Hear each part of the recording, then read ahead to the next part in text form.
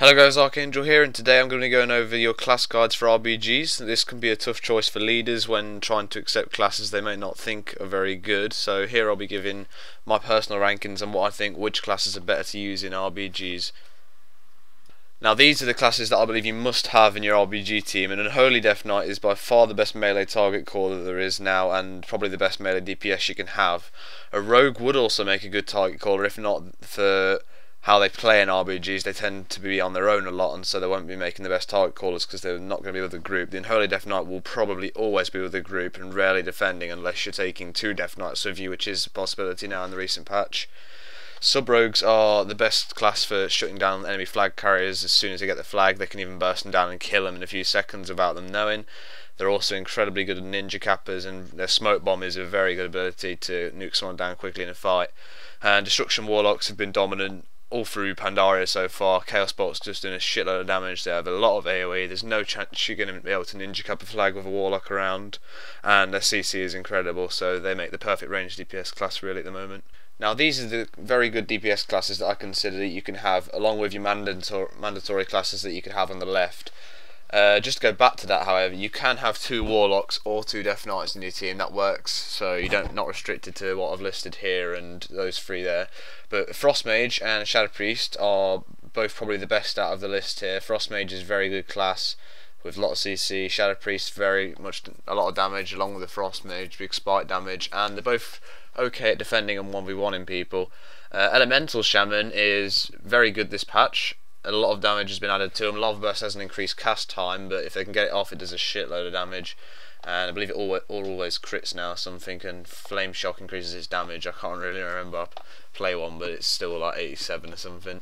And they have a lot of damage, and their Hex is also a very good ability. Thunderstorm is a very good ability, although they are very squishy, so you got to watch out for them when you're a healer.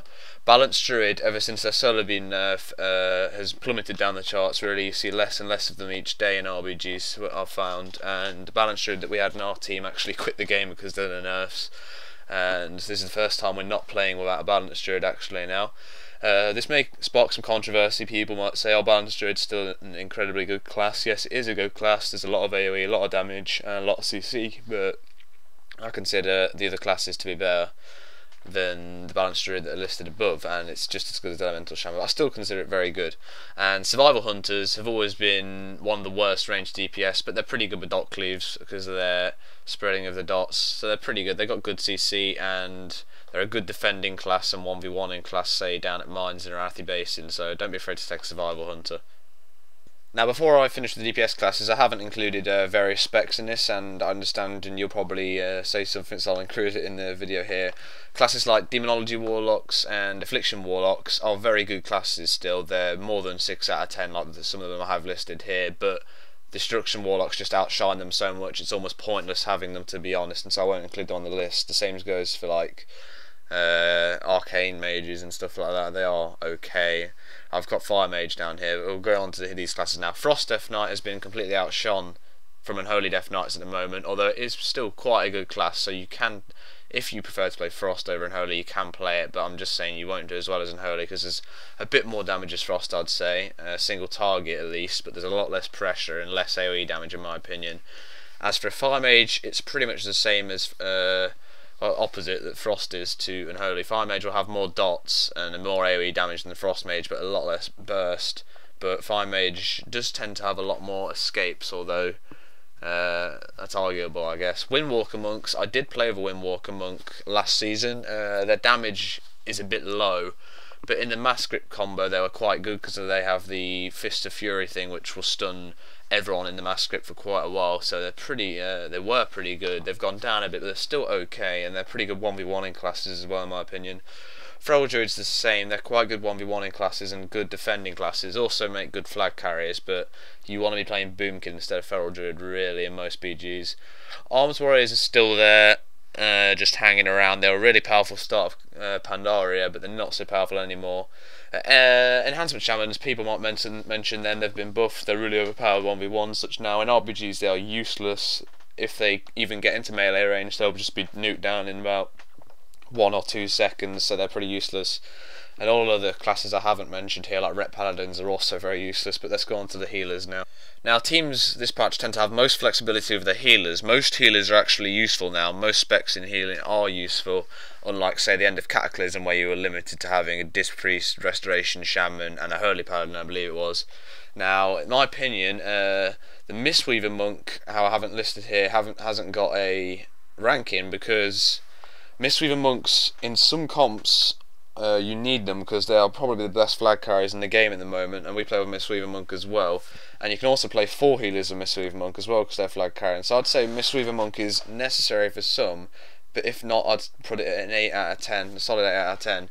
Now, Restoration Shamans are still very good healers, always have been in RBGs really. Spirit Link Totems really overpowered, and they also have Healing Tide Totem, I believe, which heals the team as well, which is really overpowered. They have a lot of defensives, and like Paladins, they have a lot of instant heals, so it's very good with your AoE healers as well.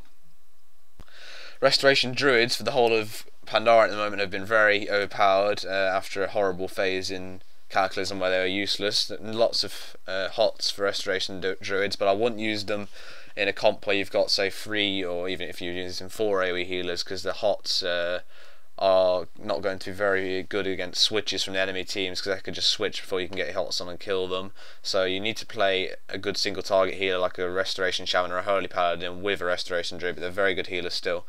For the first time maybe ever, Holy Priest in my opinion is now better than Discipline Priest in RBGs. Their AoE healing is insane, their single target healing is insane, and when they die they get that angel form for something stupid like 25 seconds I think it is, where it's just free healing for your group or even your tank if you position with it, and it literally is free healing. You will not die when you're in that angel form because of the amount of healing it's coming out. So Holy Priests are really good. I love playing with one at the moment. And onto Holy Paladin, they've had their days where they've been the best healer and you had to have a Holy Paladin, but in my opinion you don't need one anymore. Great single target healing, but I don't rate them higher than Restoration Shaman at the moment. And Discipline Priest, still good healer, although I don't feel they're that good in RBGs anymore, and so that's why I've put them bottom of this healer list here. Okay, so thanks everyone for watching, and please remember my opinion is my own, but I'm glad you watched this video, and I hope it really helped you if you're leading and looking to put a team together. Again, remember my opinion is my own, so please, if you want, you can leave in the comments below your opinion and what you change, and I will look at that and maybe try some things out if you say a certain class is good. This is 5.3, remember, so things might change and probably will change in 5.4, but thanks for watching everyone, I'll see you soon.